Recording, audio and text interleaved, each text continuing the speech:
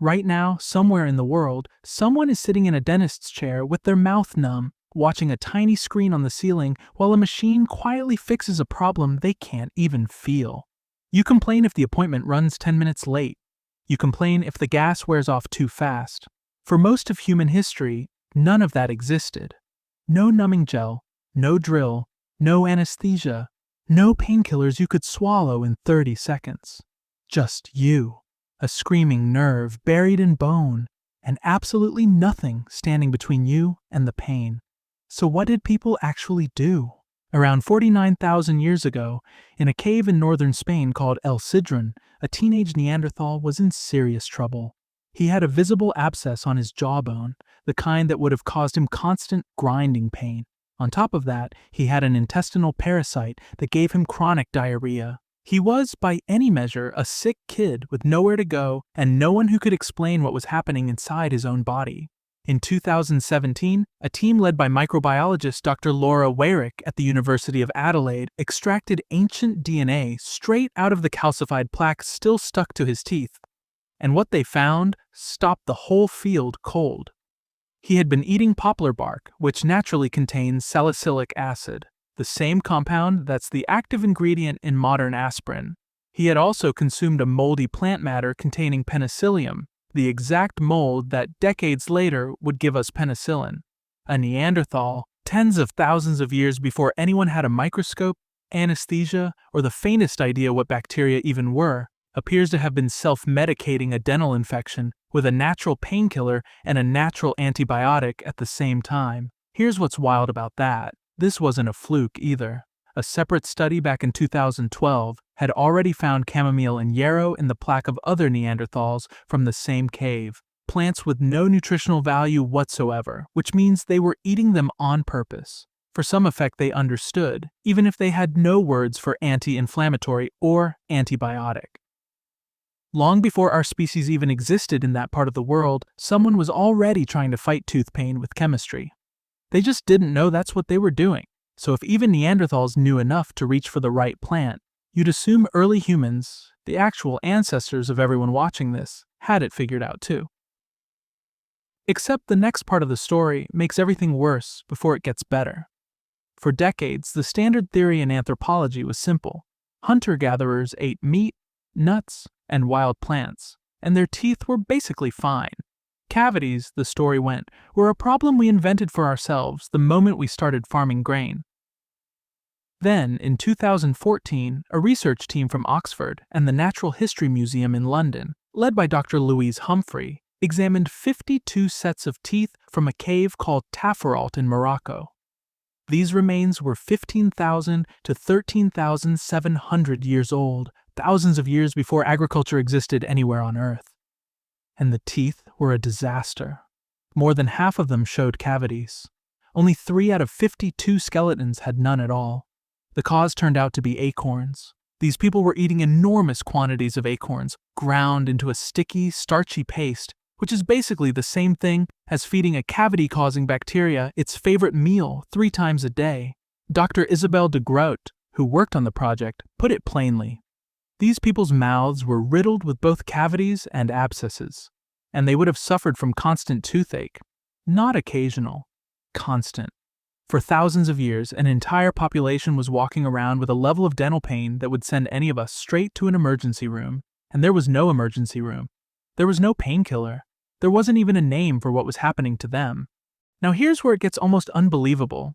Around 7,000 years ago, in ancient Sumer, people finally tried to put a name to it.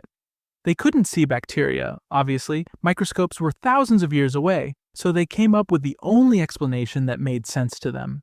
A tiny worm. The belief was that a worm burrowed inside the tooth, ate away at it from the inside, and that the throbbing pain you felt was literally a creature gnawing through bone. A Babylonian text, known as the Legend of the Worm, describes this creature begging the gods for blood to drink and roots to eat inside the human mouth. And this wasn't some fringe idea that died out quickly. The toothworm theory spread independently into Egyptian, Chinese, Greek, and Indian medicine, and it stuck around as a real medical explanation until the 1700s. Think about that. For roughly 6,000 years, doctors across completely different civilizations who never spoke to each other all arrived at the same wrong answer, because a hole in a tooth really does look like something chewed its way in. But while one group of people were inventing worms, somewhere else, people had already moved past mythology and into actual surgery. In 2006, the journal Nature published findings from a Neolithic site in Pakistan called Mehrgarh, led by researcher Roberto Macchiarelli. His team examined 9 adult skeletons, ranging in age from their 20s to over 40, and found drilled holes in 11 molars, holes between 7,500 and 9,000 years old. These weren't natural cavities. The holes had clean, deliberate edges with concentric ridges inside them, the unmistakable signature of a rotating drill bit. The people at Mehrgarh had already been using flint-tipped bow drills to bore holes in beads made of turquoise and shell. At some point, somebody looked at that same tool and a screaming molar and thought, why not? To prove it was possible, the researchers built a replica of the ancient drill and tested it on extracted human teeth. It took less than a minute to bore a hole identical to the ones found in the fossils. Less than 60 seconds, with no numbing agent, holding a writhing, conscious patient still by hand. Definitely it had to be painful for the patient, Macchiarelli said afterward, which might be the most understated sentence in the history of dentistry. And this wasn't a one-time desperate act either. The drilling tradition at Mehrgarh continued for an estimated 1,500 years. Generation after generation of people decided that a minute of agony from a stone drill was still better than living with the alternative. And it gets even more advanced from there. Around 6,500 years ago, in what is now Slovenia, archaeologists found something even stranger. A tooth with a deliberate filling made of beeswax packed directly into a cavity, almost certainly to seal off an exposed nerve and stop the pain at its source. That's not just drilling. That's restoration.